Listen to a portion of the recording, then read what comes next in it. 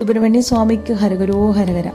സ്കന്ദഷഷ്ടി കവചം രചിച്ച ദേവരായ സ്വാമികൾ അതിനകത്ത് പറഞ്ഞിരിക്കുന്ന ഓരോ ഭാഗങ്ങളും ഭഗവാനെ വർണ്ണിച്ചുകൊണ്ടുള്ള ആ ഭാഗങ്ങൾ നമ്മൾ ജപിക്കുമ്പോൾ ഭഗവാനെ നേരിൽ കണ്ട അനുഭൂതി തന്നെയാണ്. അതിൻ്റെ അർത്ഥം മനസ്സിലാക്കി ജപിക്കുകയാണെങ്കിൽ അതിൽ അടുത്ത അർത്ഥമാണ്: മുപ്പൂരി നൂലും മുത്തണി മാർവും ചെപ്പഴക്കുടയ തിരുവയറുന്തിയും തുവണ്ട മരികിൽ സുടരൊളി പട്ടും നവരത്നം പതിഞ്ഞ നർചീരാവും.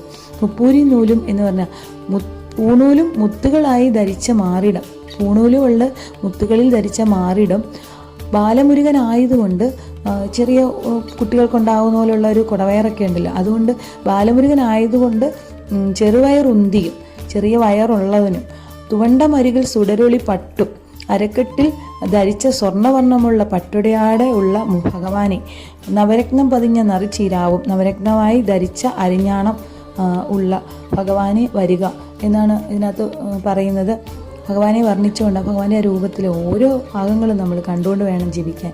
സ്കന്ദഷഷ്ടി കവചം ജീവിച്ച് ഭഗവാന്റെ അനുഗ്രഹം എല്ലാവർക്കും കിട്ടിക്കൊണ്ടിരിക്കട്ടെ. നന്ദി, നമസ്കാരം.